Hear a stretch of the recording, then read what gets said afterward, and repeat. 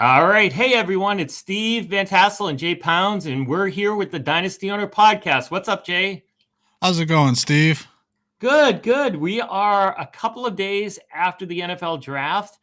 Our last podcast we recorded it a couple of hours before the NFL draft, and now we're like pretty much 7 days after the first round at least. And so we've got a lot to talk about today. That we do this, man. This is my favorite time of the year. We got landing spots, we got contracts. We know pretty much everything now, outside of a few undrafted rookies, and it's really time to start digging in and get prepared for these rookie drafts and really start building your teams. Yes, indeed. And to do that, we'll talk about this later, but Jay and I and 10 other Dynasty owners, we did the first 2022 mock draft of the year. We did it on Sunday. Some of you may have seen it as a live stream. And we're going to talk about that because basically it was a live stream of us doing the draft. So we couldn't do too much analysis. It was more picking and BSing and everything like that. So to this afternoon, we'll sit down, we'll talk about how we did, how we think others did, and then Jay's I know you're gonna do some stuff in terms of like talking to your dad, who's a new Dynasty owner about his first mock draft and get his impressions of how it is and everything like that. So be a lot of stuff going into that, but up until the real drafts start on the 14th. Yeah. It's like I said, it's time to start digging in. It is. So in case you're not familiar, you're just hearing us for the first time. This is the Dynasty Owner Podcast. And what Dynasty Owner is it's fantasy football, but it's with a salary cap and it's with real NFL contracts and salaries. So some of you might play DraftKings, FanDuel, or any of those. And, they have salaries, but those salaries change every week. So here it's the real NFL salary. So Patrick Mahomes makes $45 million. You have Patrick Mahomes on your team, but you have to pay him $45 million. And we have a salary cap, which is 70% of the NFL salary cap. So this year, our salary cap is $145.74 million because the NFL salary cap is $208.2 million. And if you have questions, if you're listening for the first time, go check us out. We're at dynastyowner.com. We're on Twitter as well, which Dynasty_owner. And we're also on Facebook and Instagram. And if you want to know more we're going to get into the details. A lot of what we talk about is contracts, and it's a little different than everything else. But you can check out the first podcast that Jay and I did. We had pretty much a good rundown of what Dynasty Owner is and how it's different. We'll talk about that during this one. But if you're new to this and this sounds like something you're interested in, you should go listen to that one. Yeah, I highly recommend you guys check it out. It's a lot of fun. I know it sounds like a lot to take on when you first hear about it. That's all. Everybody's response is, "That sounds complicated," and it's really not. The computer does all the math and everything for you. You just have a set number you got to try to be under, and you got to be good at judging talent and young players, really. Yeah, I mean, if you like fantasy football, if you like fantasy football, but sometimes people get bored with the same leagues that they're in, and it's something different. It's new, it's challenging. I mean, there's lots of ways to make fantasy football different, and people have different ones. This is one that's different, but it's also more realistic because you have a regular dynasty league, and you keep some of those guys forever. I mean, somebody might offer you a trade, you might get rid of them, or, they get older and they move on. But, it doesn't matter whether Patrick Mahomes is making $5 million or $45 million. You can have Patrick Mahomes. Unlike the NFL where, Devontae Adams gets traded, Tyreek Hill gets traded, A.J. Brown got traded the other day. Those guys move on because they get more money and teams can't afford them. That's what happens in Dynasty Owner. You can keep your team together, but you got to figure out how to pay them. Whereas in your regular Dynasty league, you can just keep everybody forever if you want. Yeah, if you don't believe us, just wait till we break down the mock draft. You'll understand. Exactly. It is much different. So, but before we break down the mock draft, we should probably talk about the NFL draft, the real one, the actual real one. So it's over. Last time we talked, it wasn't coming. We kind of made some predictions. I probably should go back and listen to see how incredibly off all of them were. People, if you listened, you probably can hear that. Although I will say, we'll get to this later, but on the draft pick challenge that we had, I did get the first three right. I was very proud of myself. Yes. I only had 3 or 4 right in the whole thing. Oh, I had 4 right total, but I had the first 3. Nice. So, I mean, I had Walker, Hutchinson, Stingley, and then I got 1 right the rest of the way. Just enough to get your hopes up a little bit. Oh, I was bragging left and right. I was all about it, and then the Jets took Sauce Gardner, and that was it. I was done. So, but so the first 3 picks actually were not. I wouldn't say they were too form, but they were. A lot of people were saying those were going to be the 3 picks, and there were others in there, but those guys were kind of not predictable, but they weren't out of. It wasn't out of left field. Sauce Gardner wasn't really, but I just didn't have him. But what about other things to react to? So I've got some things here. I mean, the first thing I've got is what the heck happened to drafting a quarterback early? I mean, I think the over under on quarterbacks in the first round was 2.5, and it didn't even get close. No, not at all. It was the weirdest thing I've ever seen is in terms of quarterbacks in a draft. And you were seeing mock drafts with 4 quarterbacks going in the first round, and and then to see, did any go in the second round? No, I didn't no. think so. I thought the third round was when Atlanta took Ritter, and then Willis went, and it was Yeah, I crazy. know. It was Yeah, crazy. it was from Kenny Pickett, who was the 20. The Steelers took him at 20, all the way to the 74. So round 1 ended, round 2 kept going. I mean, it was like over 24 hours between like quarterbacks being taken, basically. Yeah. I'm Yeah, I've never seen anything like it. I really haven't, especially as important as the quarterback position is.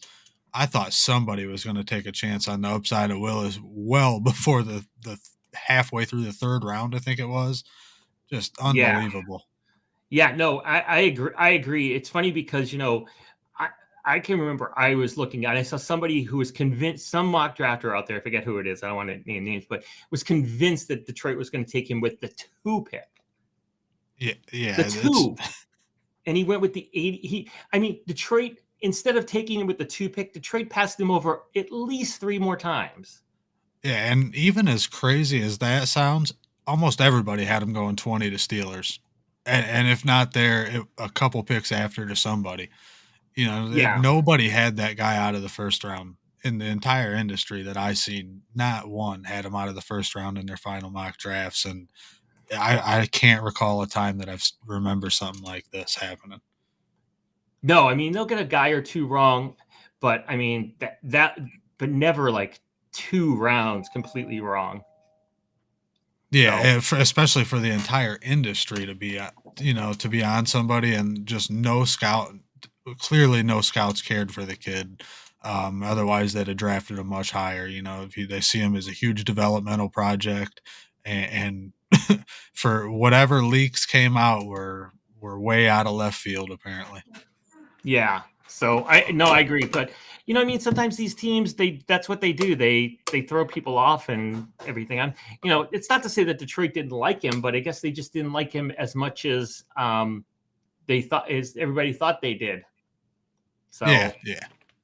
but so all right. Well, I mean that was I mean, yeah, you're right. So 4 teams. I mean, I guess every team eventually took a quarterback, right? I mean, every team that everybody felt like was going to take a quarterback eventually took a quarterback. It just took a long time for some of them to be drafted. I was trying to remember now. Did Seattle? I'm trying to remember. I wrote that Seattle didn't take a quarterback, but did they? No, Or they didn't. they didn't? No, Okay, they're that's they're right. rolling with Drew Lock. Or Geno Smith. Or Gino, whoever they're rolling with the running game is what they're rolling with. But Yeah, yeah, yeah. So yeah, so I mean, but so these teams got those guys. They just didn't need to take. They just didn't need to give first round draft capital to them, or pay first round salaries. So, and that's what makes it interesting for us here at Dynasty Owner, in that the upside of Matt Corral is great, but it's even better at like $1.2 million in salary, as opposed to if he had been the number 2 pick, he would have been making like $9 million in salary. yeah, yep. So for us, it's very exciting, and it'll be interesting to see where him and Ritter go in our Dynasty Owner drafts, because they, in theory, could be starting this year or at the end of this year or even next year on dirt cheap $1 million plus salaries.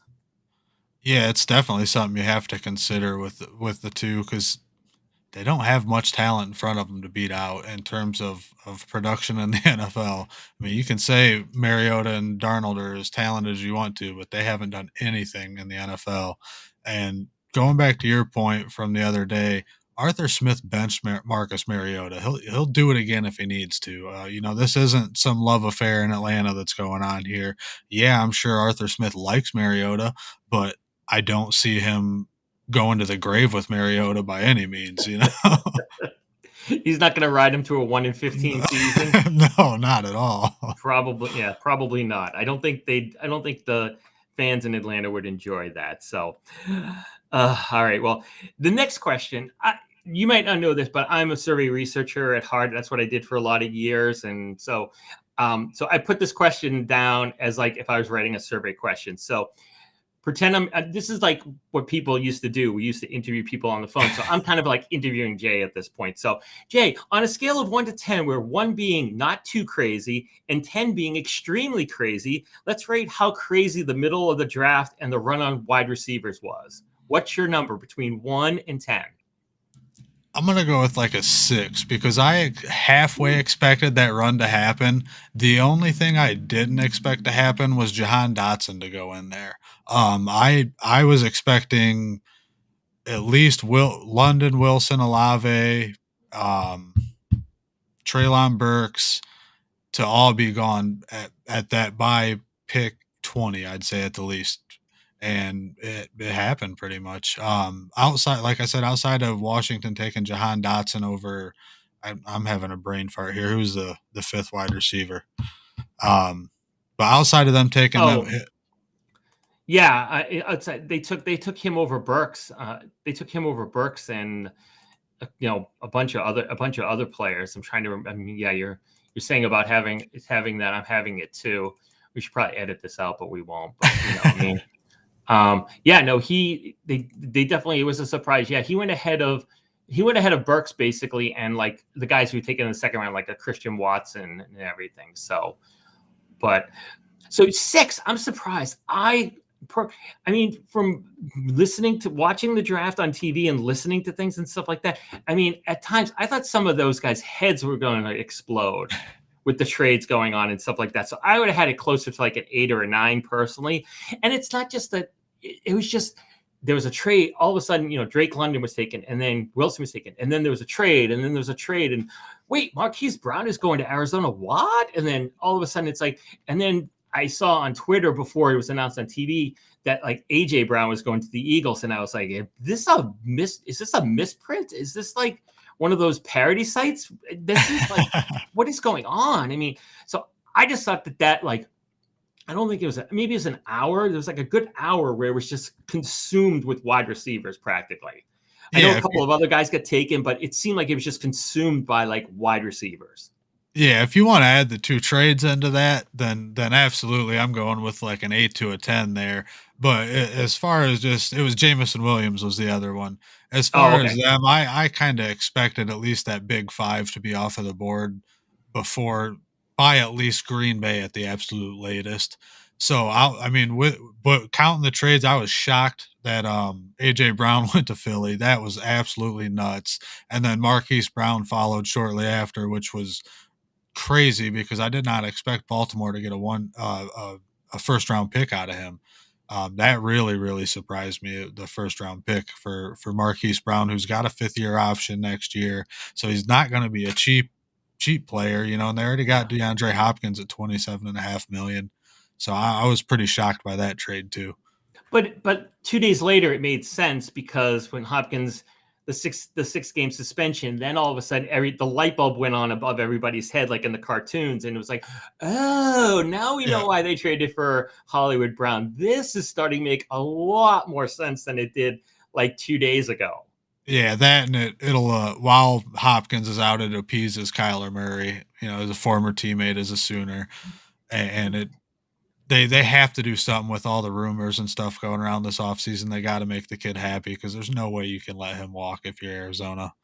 No, yeah, and they did the thing. They picked up Brown's 5th-year option. They picked up Kyler Murray's 5th-year option. I mean, so they have them at least for 2 seasons. Doesn't mean they can't extend both of them longer, but at least they're locking them in for 2 more seasons and see what happens. And yeah, Yep. I think you're right. I think they had to kind of do something to make Kyler happy, and probably drafting. While it would have been nice to draft one of these younger wide receivers, that probably wasn't going to make him as happy as getting his friend. Yeah, Like, this is starting to 100%. get like the NBA. I mean, where like the guys get together, like hang out and be like, "Hey, we should trade. We should get on the same team. Okay, let's trade. Well, I'm going to tell my GM to trade to your team and stuff like did that." you I mean, you see Hollywood Brown was at the Cardinals draft party? he was. I didn't see Yeah, that. so Really? the news hadn't even broke yet for the trade, and he was already at the Cardinals draft party. They found a way to keep it quiet long enough for that to happen. So it's Wow, I did not hear that. and he also came out and said he doesn't understand why Lamar Jackson's upset because he's known for 2 years now that he wanted out of Baltimore. I did see that, and I thought that was very interesting. But I guess I mean, just because he's lots of guys say that they're going to do lots of things and Yeah, don't happen. I mean, I remember 2 years ago, Dalvin Cook was all about the holding out, and then training camp open, Minnesota said, "Okay, hold out," and then training camp opened, and Dalvin Cook walked through the door. yeah, I do remember that. That was recently. Yeah, I mean, that was yeah. So I mean, these guys say these things, but when push comes to shove, I mean, if you believed Aaron Rodgers last year, he should be like he should be any number of places. He should be anywhere but Green Bay. Yeah, I mean, he should be that's hosting fair. Jeopardy instead of being in Green Bay. I'm surprised he didn't take that job, to be honest, knowing him. Yeah, I don't. Who knows if they offered it? Who knows if they offered it to him? Yeah, that's true. So that was a mess. Well, I remember that. That was a mess. That was a mess too. So, anyways, so that was crazy. So, all right. So my third question about the draft, or third reaction point, and this was something that came to me as I do the contract updates for Dynasty Owner a lot. At least I check them. And to make sure that they're right before we put them in the system, because we don't want to have it wrong and then you have to change it and somebody's drafted. It makes life hard, because it's not as easy as just saying, okay, he's on Arizona now. We have to get those numbers right. So, but when I was doing that, one thing that stuck out to me, there was a lot of tight ends drafted this year. I mean, a lot. I actually counted, and there were a total of, in the first 2 rounds, there was only one. It was Trey McBride to Arizona. Then 3 went out in round 3, and then 15 tight ends got drafted on day 3 in 4 rounds. It just seems like a lot of tight ends. And over half of them were drafted by the Jets and the Bears together. No, I'm just kidding. Well, Baltimore took 2. Yeah, I seen that, and they got Mark Andrews, but Yeah. they love running the ball. They got rid of Hollywood Brown, so I think they wanted to add another pass catcher. Isaiah Likely is Bryce was really high on him. He's more of a receiving tight end, so I'm assuming that's what they took him for, and then just extra blocking, I would guess, would be from the other one.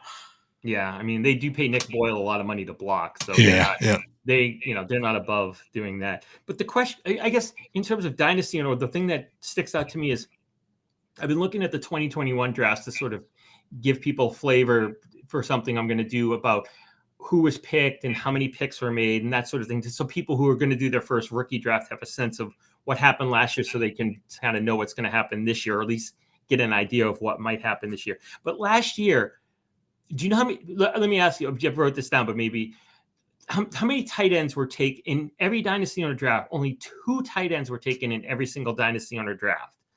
It was Kyle Pitts, obviously, and Pat Fryer was pretty obvious too. But after that, it was Brevin Jordan was taken in a majority of leagues, and then like a couple people took a Tommy Trimble, a couple people took a Jacob Harris, but no, I mean, like 4 tight ends may have been the most in like a 37-person Dynasty Owner rookie draft. I got to think there's going to be more this year taken, more tight ends.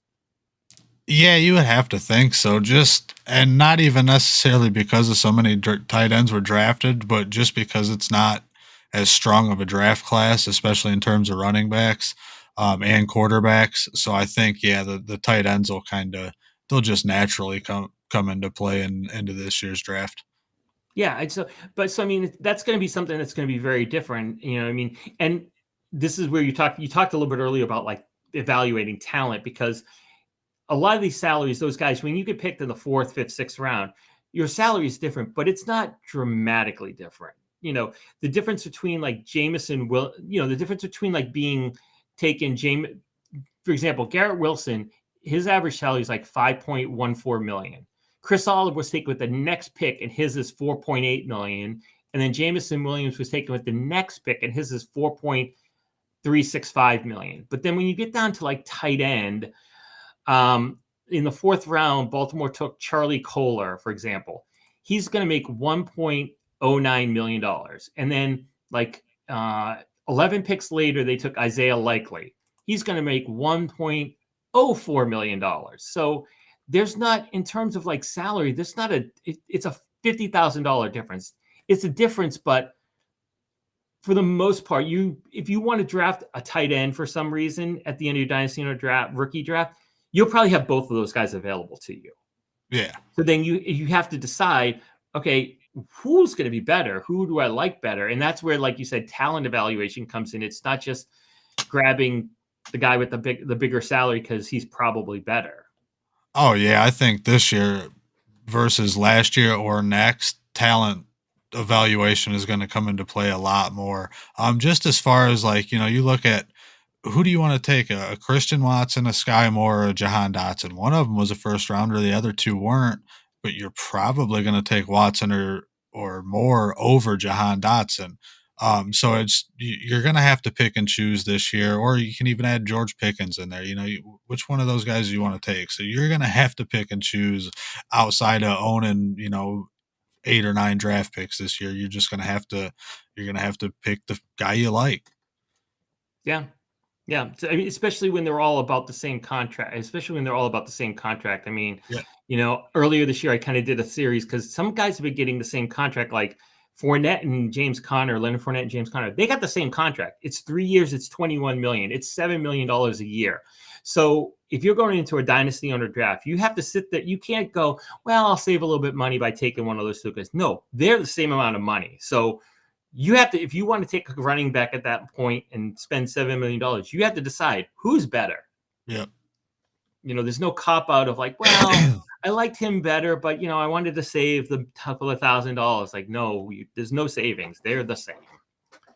So, all right. So in terms of the draft, anything else? I'm sure, we have to talk about, you have to talk about the Steelers because you're a Steelers fan. I have to talk about the Patriots, because I'm a Patriots fan, unfortunately, because they are universally panned for their draft selection. So I'll let you go first because mine's going to be painful.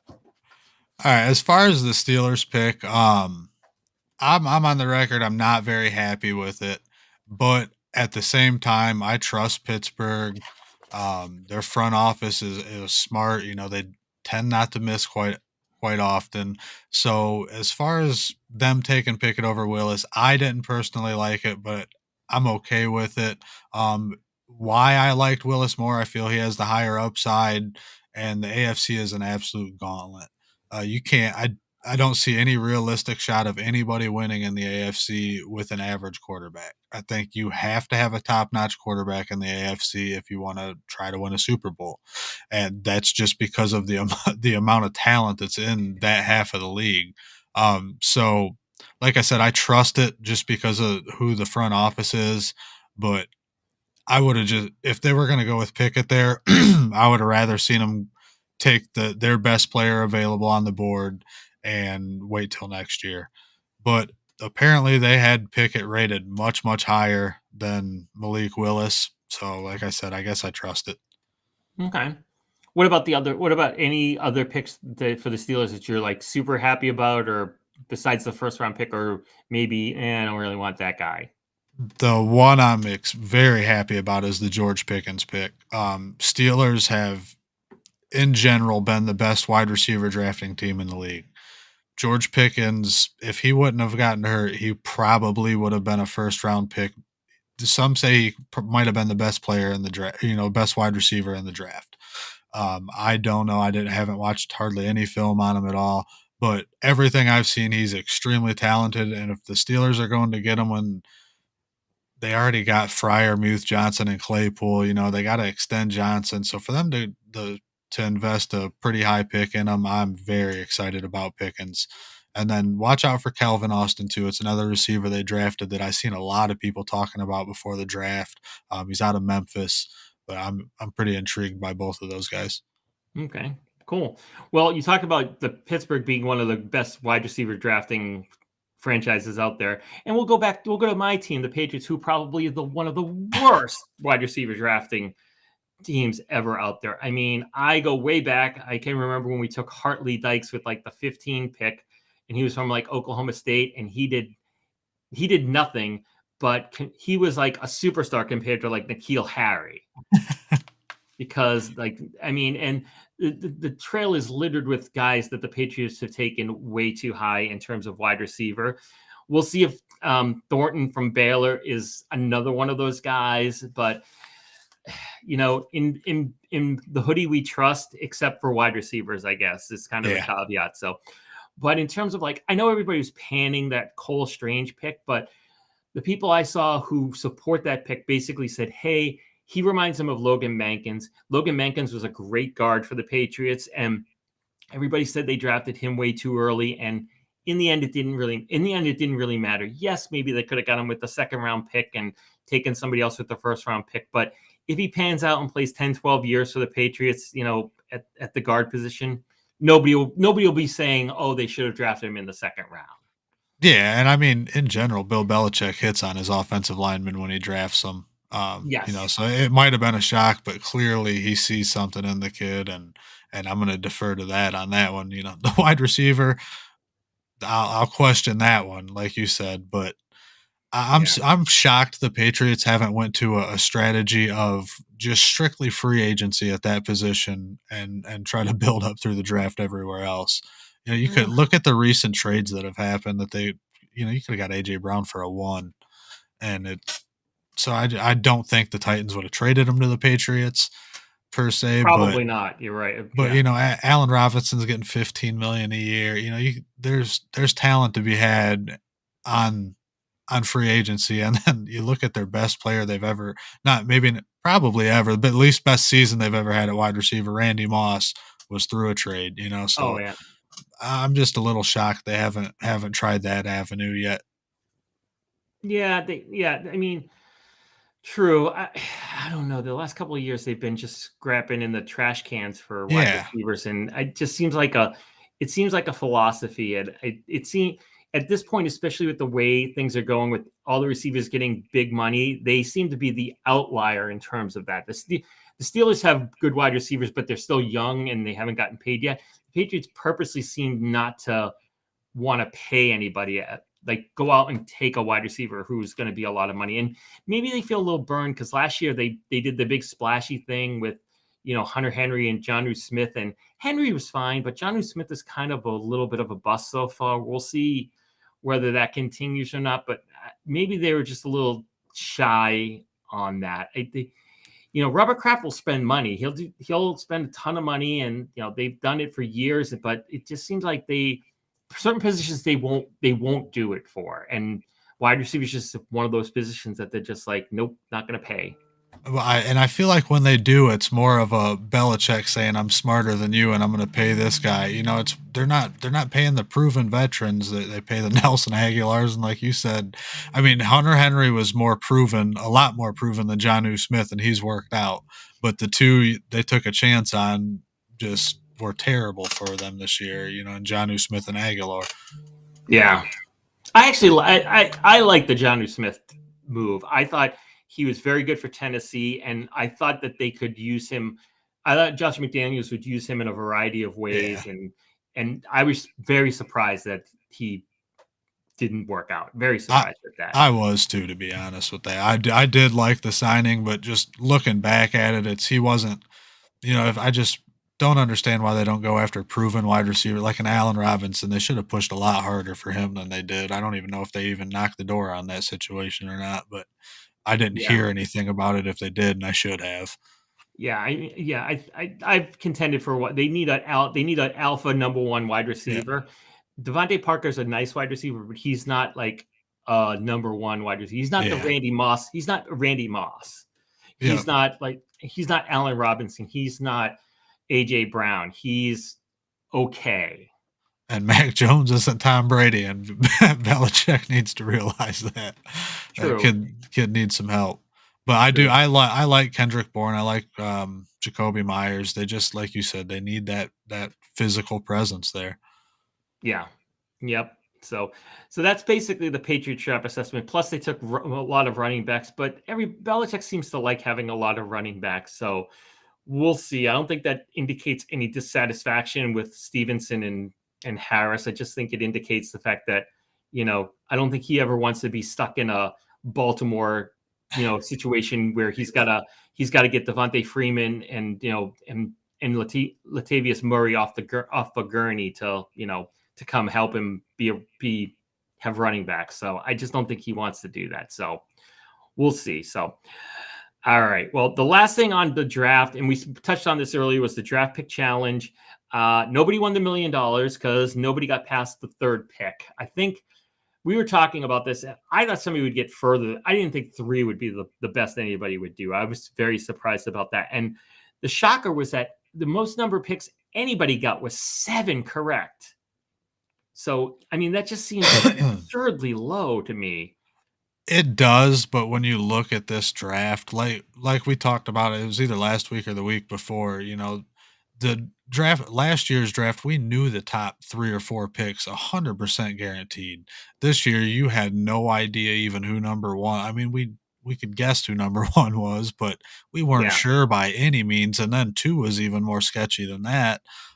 So just in terms of the draft, I guess it doesn't surprise me, especially after how you look at how it played out with people falling and going. It was one of the craziest drafts I've ever watched. Yeah. Yeah. Well, I'm going to give the shout outs to, even though they didn't win anything, at least they deserve a shout out. Seven correct picks. We had 4 teams. Tyler Walker, who's Detroit's finest, was one of them. A team called Triple Threat, a team called the Chill Lizards. Sorry if I got that wrong.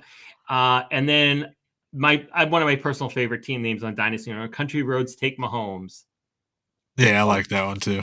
That's a creative name. I gotta give them credit for that. But in the end, nobody won. Tim said on the live stream, if you didn't watch or hear that maybe we'll do some prizes next year, like try to get something where if you get 10, right, you get something small, get a prize or something like that. But we'll have to do something. But nobody got the $1 million, but it was fun to try. What the heck? Yep. Yeah, it's always fun to try and go look back see how you did and all that. Yeah. Yeah. Well, I did better. I guess I did better than most. I don't think I was in the top 10, but I was just outside, and I had 4. So, yeah, I think I had 3. I know I either had 3 or 4, but I think it was 3. Yeah. So, yep, you're probably in the upper half with 3. Well, but the funny part is, I don't know if anybody does this. I'm sure somebody somewhere does this. If they go back and look at like people's last mock drafts and see how many of the experts got, I'd be interested to see how many of the experts got. I mean, yeah, I haven't seen any of that, but who knows? But all right. So next, because we're Dynasty owner, because we do contracts, that's important. I know in your regular Dynasty league, it's important if your guy gets a new contract, maybe he'll be happier or play better or something like that. But it doesn't really, really matter too much. But here it does, and we've touched on a little bit of the big news. Most of it's in Arizona. I mean, Arizona traded for Marquis Brown. Then they picked up his 5th-year option, and that's going to be $13.413 million for 2023. And then they also picked up Kyler Murray's option for the same, which is $29.7 million. So the good news, if you have them in Dynasty owner, is that those contracts don't take effect this year, unless by some miracle they tear them up completely and give them completely new contracts, which is very rare. So it's very doubtful. They might change for 2023, but for right now, you can kind of plan, if you like to plan ahead, that's probably going to be their salary for 2023. And the other news in Arizona was that DeAndre Hopkins news, which doesn't do anything for you if you're holding on to his $27.25 million contract. But the good news, if there is any good news in a 6-game suspension, is that he is qualified for the Dynasty owner IR. So you could put him on IR, and we have a 30-player limit and a 3-person IR maximum. So in theory, if you had 30 players right now and you really wanted somebody and you had DeAndre Hopkins, you could put him on IR and pick up somebody else or make a little bit of room for like a rookie or anything like that. You still have to pay him his whole salary, but he is eligible for the IR. So that's not bad. Yeah, no, I like that a lot. Same goes with Calvin Ridley. If you got him, throw him on IR, and he's much more affordable, so you're more likely to be able to afford somebody with Ridley. That's Yes. a tough price. I'll be interested to see Hopkins' ownership here in the coming weeks with him being at so expensive and missing so much of the season. Yeah, it'll be interesting. It'll be really, really interesting is in the drafts. I Yeah, mean, is anybody, I mean, that's a big contract to begin with, but to have him basically out for like 6 weeks, in 6 important weeks in the fantasy season, by the time you get him back, depending on the bye, it could be it's week 7 or maybe even week 8, depending on if like Arizona has an early bye. If Arizona has an early bye and you're not going to get Hopkins till week 8, you could basically have played yourself out of the playoffs at that point. yeah, yeah, and looking at most leagues' free agent auction, there's a decently high priced wide receiver there that can get you some type of production, good Yeah. production too. So I'm very interested to see how many people go that route and amnesty him and just pick up, a Brandon Cooks or Mike Williams or somebody like that. Yep. Yeah, no, if I don't have him anywhere, if I did, probably would be strongly considering that right now, especially with rookie drafts coming up, because you got to get some room for those rookies. A lot of people, we all had to get under the salary cap, but a lot of people like barely got under the salary cap. So you still have to get room for rookies. You might have roster spots, but if you don't have salary, you can't add anybody. So Yeah. that might drop it a little bit. I should have checked that out on Monday when the news was announced to see where it was. I'll have to see if we can get something. Tim maybe can figure that out for us. So, but the other contract news is we were able to do our mock draft, the first one, because all the drafted rookies, we had the salaries put in. They're all based on what Spot Track, which does NFL salaries and contracts, or does all sports salaries and contracts, have listed. So there could be changes. It's very possible. There have been a lot of changes this year, in my opinion. So, I'm recommending don't get up to that salary cap number, because if there's a small change to your detriment, somebody said if Melvin Gordon's contract that's reported at $2.5 million now suddenly becomes a $3 million contract, and you don't have $500,000 in salary cap room, you're gonna have to find $500,000. You're gonna have to find that salary cap room. And then the undrafted rookie free agents are starting to sign. I know some people get excited about this. Usually those guys don't hit, but occasionally they do. And what I found is the typical contract. If you're drafted, you get a 4-year contract for whatever amount it is. If you sign as an undrafted rookie free agent, you get a 3-year contract. And generally they're $2.56 million. So it's $853,333 for Dynasty on a salary cap purposes. Now, some guys get different amounts, so you got to be careful. But, like Jay said, the computer does the math for you. So it'll tell you if you can afford a guy or not afford a guy. But just be careful, because some of them aren't at that amount. There's a few different amounts out there. Sometimes guys get a little signing bonus. Like I've seen like a $2,000 signing bonus, which sounds like what like regular people get for like a signing bonus if you switch Yeah. companies, right? But like that's what some of them are getting, as opposed to like, $15 million, like, other, like the real players, the big name players get. But so keep track of those. We'll post updates here. There's not as much news now, obviously, as there was in the past. There aren't a ton of free agents out there. I mean, Gronk is probably the biggest one, or T.Y. Hilton. I can't think of many other guys out there who are, who you might want to consider having on your team, but we'll keep you posted on that. So, all right. In terms of rebuilding, I don't think this is probably Jay's not a rebuilder. He does all the rebuilding articles. He's a master at it. Anything to discuss on rebuilding, really? I don't have much, but I do have 2 trade offers if you want to Okay. talk Well, about those. I do have a question on rebuilding, and this Okay. is only because I have one team I'm rebuilding. I have the 1-2 rookie pick. My team is a lot of spare parts and Patrick Mahomes, Devin Singletary, Deontay Johnson, Jerry Jeudy, Russell Gage, Michael Gallup, Brevin Jordan's my best tight end. I have Hunter Henry too, but he's a lot, so I don't really. So where should I? And I've got, I think, $10-12 million in salary cap room, so I can afford anybody. It's not I could take anybody who's drafted. Where would you go if you were me with the 1-2 rookie pick? I mean, I thought about maybe Kenny Pickett, but I've got Mahomes, and I don't really have a great bench quarterback. But is it worth burning the 1-2 on Kenny Pickett when I have so many other needs? Yeah, no, I wouldn't do that. Not Okay. this year. You're if we're being realistic, your goal is to get another high draft pick next year. So Kenny Pickett's not going to benefit you much. He's, honestly probably going to hurt you a little bit as far as, having a bad quarterback. And then if you're getting a high draft pick next year, there's the over under right now in Vegas is 6.5 on quarterbacks in the first round next year. That seems like a lot. So you're going to get one next year if you need one. And from everything I've seen, they're a lot more talented than this group.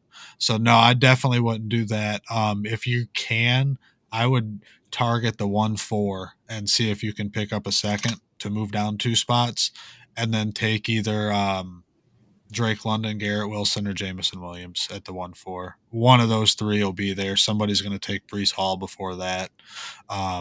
So one of those 3 will be there at the 1-4, and that's what I would try to do, just to pick up an extra second.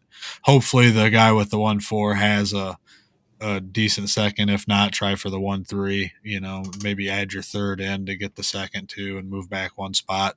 But unless you really love one of those 3 guys, that's probably the route I would go. Yeah, I don't think I'm not in love with. And there's nobody I want to hang my hat on. I'm not a truther for any of these guys. So, all right. So, but what about? Would you take Breece? Would you think Breece Hall would be worth the 1-2 there, or? Yeah, I mean, yeah, if you want to trade him, I don't think I would take him, and especially with that roster, it's going to take you a couple of years to rebuild that one, just because you don't have a ton of draft picks to really speed that process up. So I think, yeah, I mean, that actually wouldn't be a bad idea with as thin as the running back position is. And if you truly believe he's going to do all right in New York, which I do, I think he's going to be successful. They have a good offensive line. He's a great talent. So that'll net you probably a lot more than what one player's going to. You could turn Breece Hall into probably 2 firsts and a second at minimum if he does decent at the start. Okay. So maybe I threaten to take Breece Hall and offer and see if see who goes see who goes 1-1. If it's not Hall, then threaten to take Breece Hall with the 1-2 and see if anybody makes me an offer. That's not a bad idea either. I wouldn't say much before the draft, because Breece Hall is probably gonna be the favorite to be 1-1 in dynasty owner drafts, just because it's a talented running back and that position's so thin. So, but yeah, if he's there at 1-2, that's actually probably gonna net you the most value doing that. Okay, cool. All right. Well, thank you for the advice. If you have a rebuilding dynasty under team and you need some advice, you can hit Jay up on Twitter. What's your Twitter, Jay? At JPounds NFL. Okay. Or if you don't want to hit him up on Twitter, you can read some of his articles on Dynasty Owner. There's a lot of different takes, a lot of different ways he breaks things down. So he'll give you some thoughts in terms of doing that. So, all right. So you got a trade. I couldn't find any trades this week, so I kind of left that out. Yeah, I have 2. I've been meaning to look at them, but I've been so busy. And yesterday I had a little bit of time, but I was like, I'll put them off till we're on the podcast and just go over those. So I haven't even looked at these yet. Okay. So hang on 1 second. I'll pull them up here. Both of these trades are from Bryce. He's wanting to trade down a little bit in our draft. It's a draft with a bunch of his close friends a league with a bunch of his close friends that I joined. So he's got the 1-3. He's got a bunch of picks in the first round, but he's got the 1-3, and he wants to offer me the 3-4, and he just wants, in return, send him the 1-5, my 2024 second and the 3-7 in 2022. And then the So other, oh, go ahead. so you would get the 1-3 and the 3-4, or just Yes, yep. okay for the 1-5, 3-7 and a 2024 second. Oh God, Yep. 2024 seems so far away. I I'm dubious on these things. I guess if I probably take the trade, I probably would keep. So you've got the 1-5 right now. Yeah. I think I'd keep it unless you really, really want somebody at the 1-3. And this is a league I'm more trying. I actually have to try to win this year. I don't have a bad team, but this is the league Bryce has all those picks in 2023. He's actually up to 10 now. So I own one still, and he was trying to get it from me. I'm like, you know what? I'm gonna need a quarterback. I got Lamar Jackson and Trubisky, and then I'm planning on taking another one here in this draft. Hopefully, probably pick it. I got the 112 as well. I think is what it was. But so yeah, I'm not sure what I'm gonna do on that one yet. But let me go ahead and pull the other one up real quick. All right, Yeah, the I second guess one. for this draft, I get just for me with so many guys with similar salaries playing the same position, it's almost behooves you to kind of keep the lower pick and just kind of let it fall where it falls. You might get the same guy at the 1-5 that you would have got at the 1-3, and you keep better picks. Yeah, yeah. I told him, well, I did message him about it a couple days ago. This is like our fourth counter kind of, and I told him I was probably going to wait till the draft before I fully decided on anything. But I like the 1-3 just because I do have a receiver I really like, and I'm expecting Hall and Walker to go 1-1 and 1-2 in that. Actually, I know for sure Hall's going 1-1. Hi, sweetie. 1 second. I know for sure Hall's going to go 1-1, but I'm definitely wanting to be the reason for that. But outside of that, I had a lot of fun. It was like you said, a lot of experienced people in there. Even the two that we weren't sure who they were. They were from the beta leagues, so they've got 3 years of experience, and so it was definitely a tough room.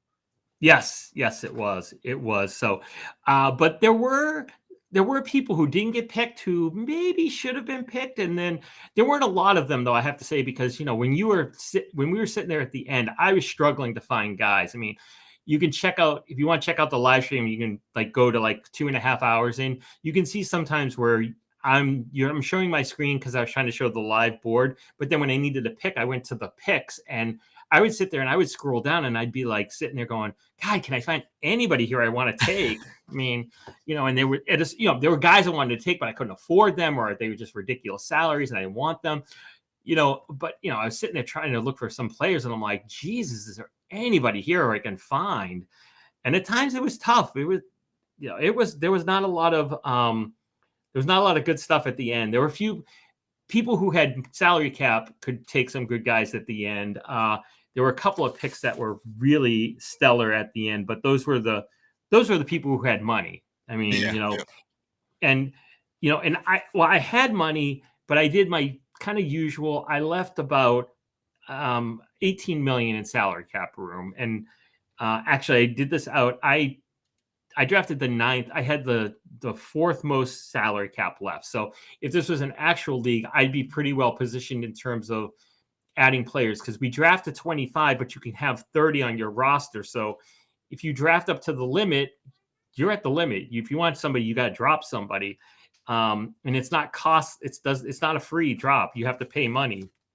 So I like having some room in case something happens when a player gets a contract, somebody gets hurt and somebody signs, your Devontae Freeman type situation. So I was happy about that, but I can talk about my draft. You can talk about your draft. How do you want to, or we can go through who you think did great, who didn't do so great. I've got a few opinions on that, but we'll see. Anything you want to jump out at? I'll tell you what, I'll go first in terms of my draft. So I was looking at it and I was thinking about it. I'm going to give myself a C. And the reason why it's a C was when I was doing it, the first thing is, if I'm ever going to do this again, when I do a real draft, I'm not live streaming it because it screwed me up to have it on the screen, and I wasn't paying attention at times. And the reason why I give myself a C is because I did things that are not so great. Like I took so many wide receivers in the middle of that draft that I had 7 wide receivers by round 12. And like we play 2 wide receivers start, a flex position, and 2 bench wide receivers. So effectively, 2 of the wide receivers that I drafted in like round 10 or 11 ain't playing for me on a regular basis. So that's not very good. So, and so that kind of offsets what I thought was a good, solid beginning of the draft because I had like the 6th pick and I took Justin Herbert with the 6th pick. And then I came around and I took Antonio Gibson. And then I grabbed Stephon Diggs in the 3rd round and Keenan Allen for a stack with Justin Herbert in the 4th round. So I actually liked my top 4. And then I got James Conner with the 5th round. And then probably round 6 through about 12 was just like, I thought it was a wide receiver only draft. I don't know why. It's nothing but, you look at the mock draft, it's purple. It's nothing but purple for me. So wide receivers are purple in case you didn't know. So it was just a litany of sort of things. And then I did get Dalton Schultz in round 6, and he was the 8th tight end taken. And I thought that was dang good in terms of that. But my other problems were I'm thin at quarterback. I didn't take a quarterback when I should have at one point, and then nothing got back to me, and it hurt me. So if Herbert ever went down, if this was a real league, I'd have Marcus Mariota starting and picking up Easton Stick or whoever ends up playing in place of Justin Herbert. That is what I would end up doing. So, and I didn't take many rookies. Bryce would not like my team because I think I had like 2 of them maybe. So, but that's usually my pattern. So, yeah. And then I did have and the reason why I give myself a C because I had a good start. The middle was terrible because I took too many wide receivers, and I did find a couple of gems at the end. My pick in round 18 was Damian Williams, and I thought that was a good pick to begin with, but then Mike Davis got released, and that became a better pick. And then I had AJ Green in round 23, and he's only $3 million for next year, 1 year, and I thought that was a good pick before the Hopkins news. It would be even better pick with the Hopkins news. I don't think AJ Brown is lasting to round 23 with that DeAndre Hopkins news now. So, so that's my assessment. I give myself a C, and it's all because the middle rounds. I don't know what happened. What about you? What are you definitely? What are you giving yourself as a grade? I was trying to pull up the draft results here, and it's just showing me by pick for everybody. It's not showing me my actual team. Oh, okay. But from what I remember of it, I definitely like it. I know I got 3 solid running backs and a quarterback in the first 4 rounds, and then I hit wide receiver pretty hard. So did you hit it 7 receiver hard? No, I took George Kittle too, actually, before I took a wide receiver. So the first 5 rounds, I didn't even have a wide receiver, and then I ended up taking the next like 6 rounds. I took at least 5 of them. So that was kind of my strategy to get a cheap quarterback, a few cheap running backs, and then pay up at tight end, wide receiver, and that's kind of what I did. Okay. Yeah, I'm looking here. You took Justin Fields in the 3rd, and you have Lamar Jackson. So if Fields doesn't pan out, you've got your quarterback. And that the wide receivers you just talked about, you took in round 6, 7, 8, and 9 consecutively. You went Chris Godwin, Garrett Wilson, Cortland Sutton, and Michael Gallup. That Michael Gallup pick in the 9th round is a really, really, really good pick.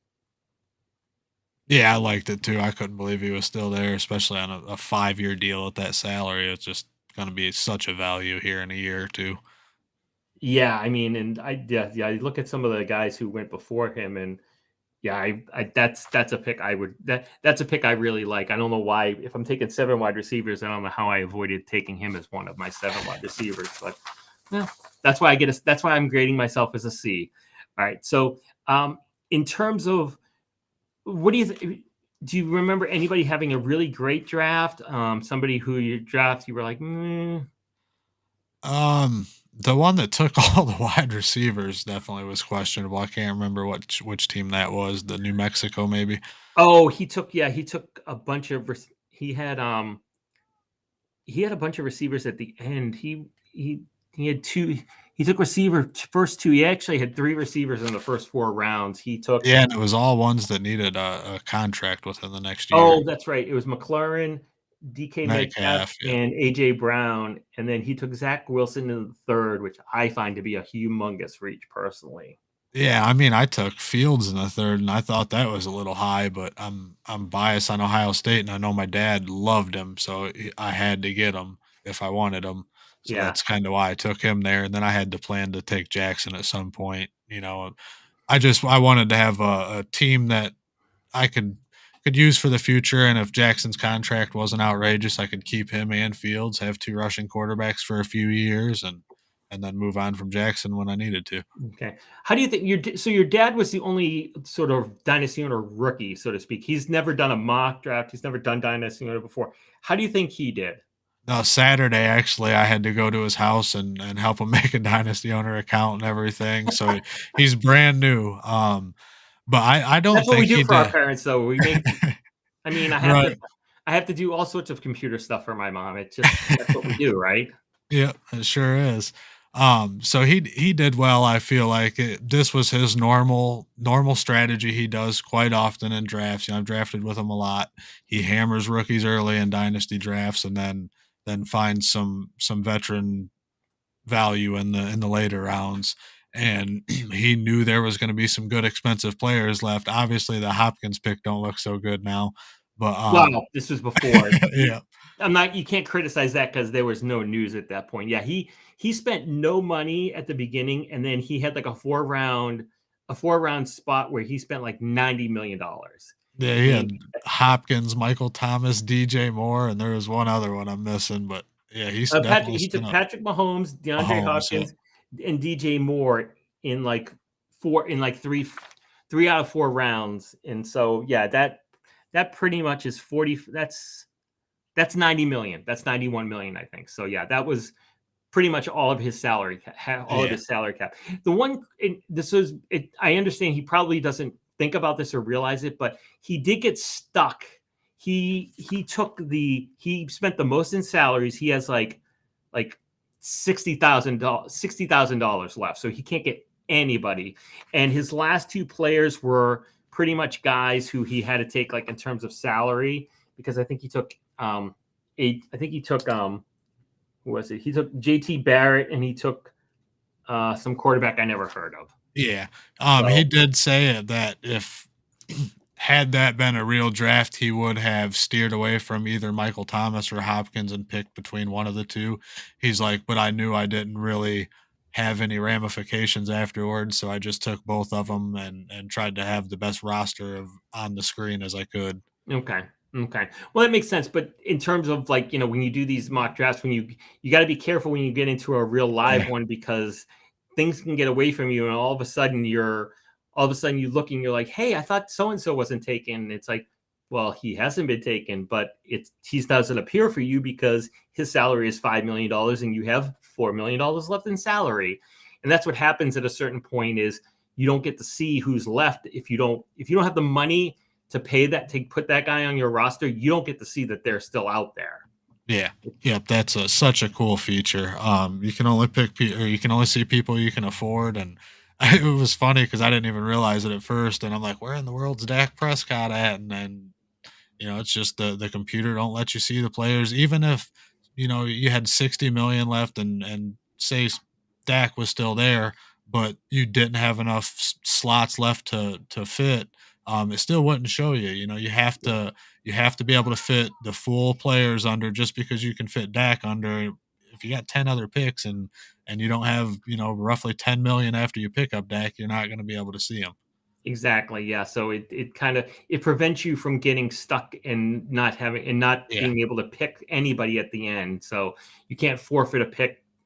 You can't forfeit a pick or anything. So, and that's one reason why if you're new, it's good to do at least a mock draft. Even if you're mock drafting against like a bunch of computer bots, at least you get the sense of how it goes and what's going on and yeah, where where people go, and it'll give you a better sense of it, because otherwise you don't want to get into your first dynasty owner draft and like by about round 16, 17 being like looking around like, the room spinning like in one of those horror movies, and like things are coming at you at different directions because you're just like lost on what to do and where you are. So let's see, what are some of the other fun things I thought was interesting about this draft. One thing I thought, the kickers went in round 13, which I think is a tad bit early. But the one thing I will say is that the people who took the kickers, they took the right kickers. If you're going to take a kicker that early, take Tyler Bass and Evan McPherson, because they're kickers for good offenses, Buffalo and Cincinnati. They both have at least 2 years left on their deal, and they're both under $1 million. So those are the kickers. It's not a dime worth of difference from kickers in terms of dynasty owner, in terms of scoring points. They'll fluctuate week to week, but if you spread it out over the season, there's not a lot of difference. Some guys will do better and worse, but not a ton. But I know Justin Tucker's a great kicker, but he's $5 million.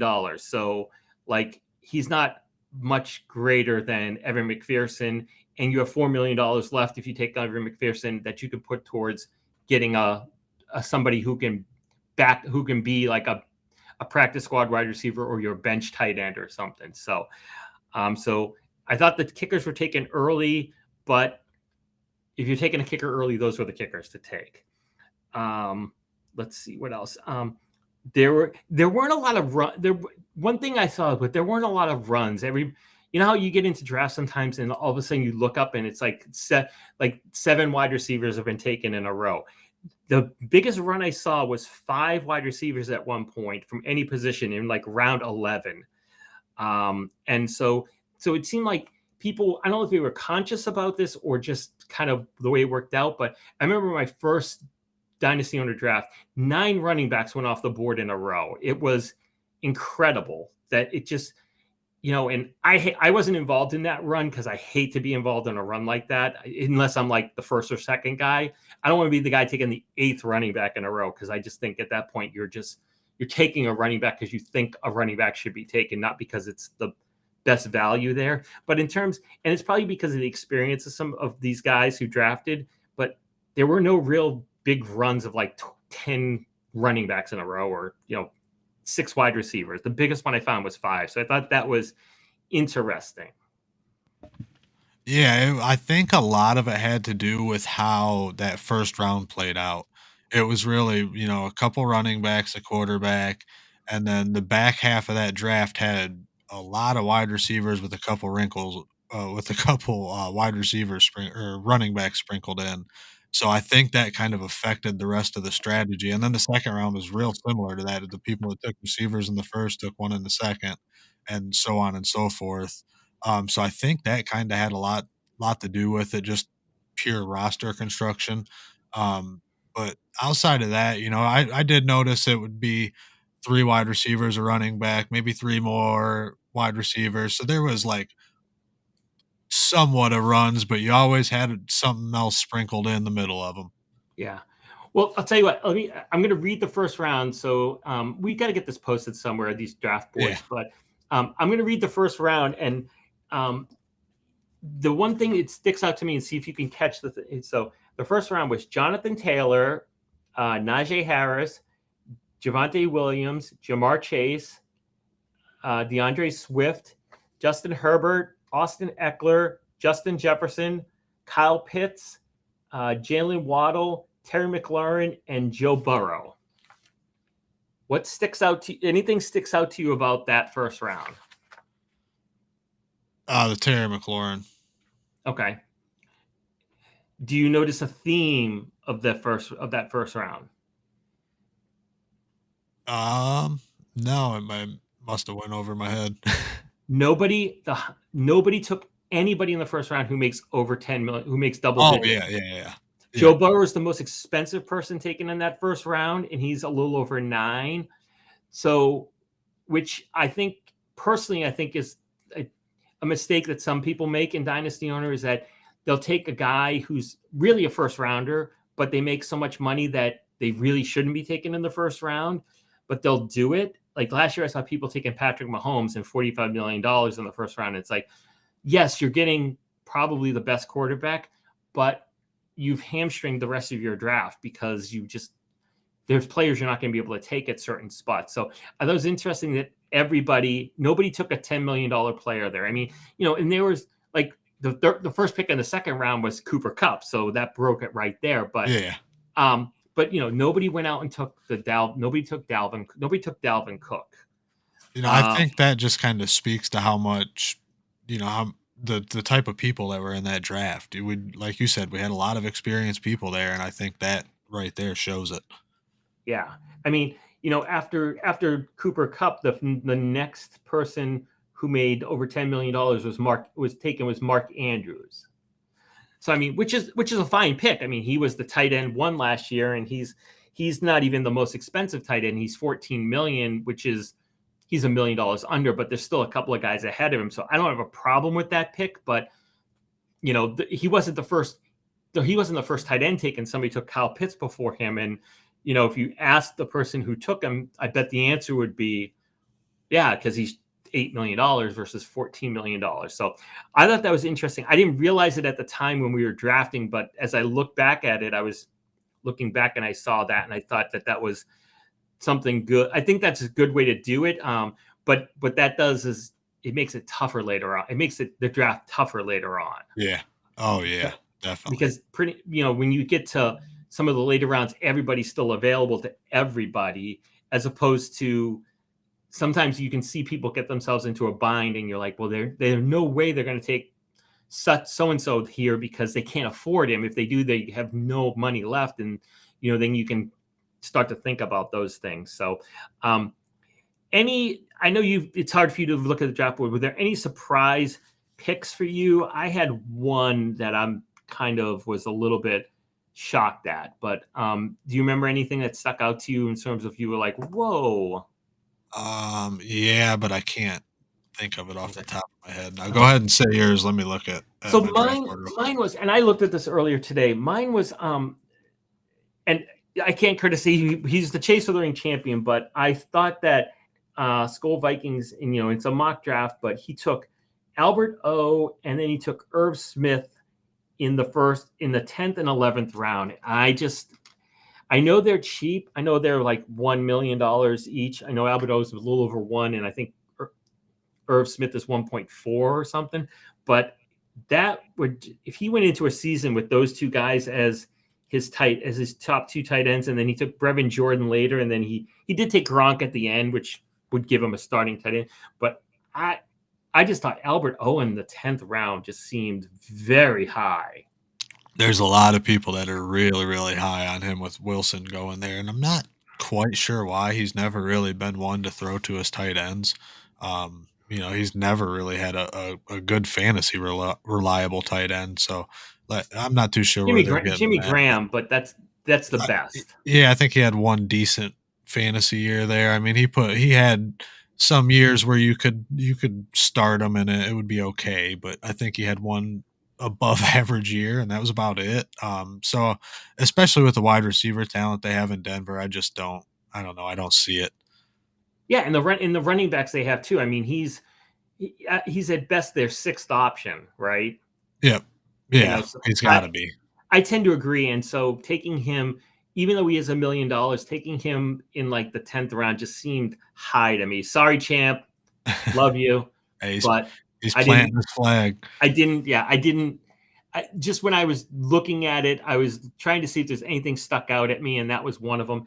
And then somebody took, I forget who it was, somebody took John Mechie from, who's on Houston now, very early, like in the 11th round. And that struck me as strange too. I know maybe there was a bunch of rookies going off the board at that point, but he just seemed like an outlier in like that area to me. Yeah, I think it's the Alabama allure for him. There's been so many solid Alabama receivers coming out lately that most people are going to just assume that he's a top tier wide receiver coming out. And he's not bad, but he's also not extremely talented either. Yeah. The one pick for me that stuck out, you've already mentioned, was that Zach Wilson pick. I was shocked when he went where he did. Yeah. No, I agree. I thought that was interesting. But then the team that did it, New Mexico Mountain, thanks for joining us, by the way. He did what he did was he didn't take a lot of salary, and then in round 23 and 24, he went bang bang with Dak Prescott and Ryan Tannehill. Yep. So while he spent possibly a third round pick on his practice squad quarterback. Yeah, and it's just I didn't see much promising out of Zach Wilson last year. I know it was the Jets last year and all that, but I just didn't see a whole lot to hang your hat on out of him. So that's kind of why it shocked me. I figured he would have felt about the probably the sixth round is guess where I'm going to figure his ADP would be at coming to this year. Even though he is a cheap quarterback, but I just look at back at like a Daniel Jones or a Sam Darnold the past couple of years, and that's kind of where they were going is the fifth, sixth round. So that's kind of where I'm expecting him to go. Yeah, I mean, and he took Zach Wilson before somebody took Tua, before somebody took Trevor Lawrence. So yeah, I'm with you. And speaking of Daniel Jones, do you remember where he was drafted? Do you remember where he was drafted in this mock draft? No, I don't. Okay, I have to find it for sure, but it was this is actually a surprise in the other way. He was taken in the 14th round. Wow. Now, mind you, he's not a great quarterback, Right. but he's also only $6 million, and he's a starter right now With a new offensive coordinator, and he's got a shot. Yeah, I mean, so I would never have taken Daniel Jones. There's guys I won't take. I don't care the allure of the salary. I don't think they're very good, and I don't want them, and I don't want to justify it by saying, but he's only $6 million. It's like, I'd rather do something else. So he's on that list. And so, but I thought it was surprising that nobody kind of took him at that point. I mean, but that was late. I felt like it's not unjustified in a regular league, but in Dynasty Owner, you just think somebody's going to say, ooh, I could use a quarterback and I don't have a lot of money. So, ooh, Daniel Jones. Yeah. He's like the, not to be crass, but when you have a couple of drinks, everybody starts looking really attractive at the bar. So I think that's what happens with Daniel Jones. He starts to look really attractive when you have like a lot of salary on your books and you need a second quarterback. All right, very good. Well, that was a lot of fun. If you want to check it out, it took 3 hours. That's about how long a regular draft takes on Dynasty Owner. We did live stream it. It's available on our YouTube page. Maybe you could watch it at double speed or something, or just kind of flick through a few rounds and see what's up. Probably the most interesting, if you're going to watch it, is the first couple of rounds, and then maybe at the end, because you can see. And the good thing is, if you've never seen a Dynasty Owner mock draft before, you don't have to keep track of the salaries. Like Jay says, the math is done for you. It actually appears on the screen. It's a lot of different places, so you'll know where you are in terms of salary cap. You won't have to be sitting there with a calculator figuring out how much you've spent. It's going to tell you. Yeah. Yeah, it's very convenient and easy to figure out. It's really more or less just tough decisions on who to cut and who to pick up and who to draft and your typical fantasy decisions, but just with more implications. Yeah. Oh, we did one thing we forgot to do was is the players who were kind of sitting out there. Who we were surprised at. It was hard because like the mock drafts, they go away afterwards, but I had a couple of guys, and the first guy I had, which I was kind of surprised, nobody took Robert Woods. Yeah, I think just the new landing spot. Tennessee's not a huge passing offense, so I think, and then coming off an injury, people got some question marks about him. Yeah, but I guess the counter to that is, but somebody's going to get thrown the ball in Tennessee, and he's worked with other quarterbacks. This is not his first rodeo. Right. He's, I don't think he walks in and goes, "Oh my God, where's the lockers?" And what is going on? What are these passing? What's a Z receiver? What's an X receiver and a Z receiver? I mean, he knows football. He's been pretty good for years. I don't think that's going to throw him too much, but who knows? But I thought he was probably the number one. I mean, there were typical guys who, you're not surprised. I mean, Tyler Lockett is $17 million. Christian Kirk and Kenny Golladay are $18 million. It's hard to justify taking them. People will, but it's hard. Another guy who wasn't taken was Tim Patrick from Denver.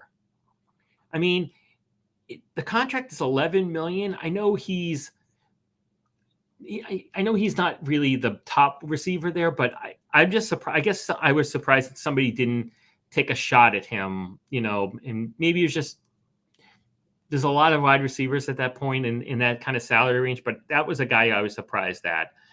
And most of them were wide receivers, because when I did this list, I was kind of sorting by like points or projected points, and receivers and tight ends came up mostly. The other guy was, again, Tennessee. Nobody took Austin Hooper.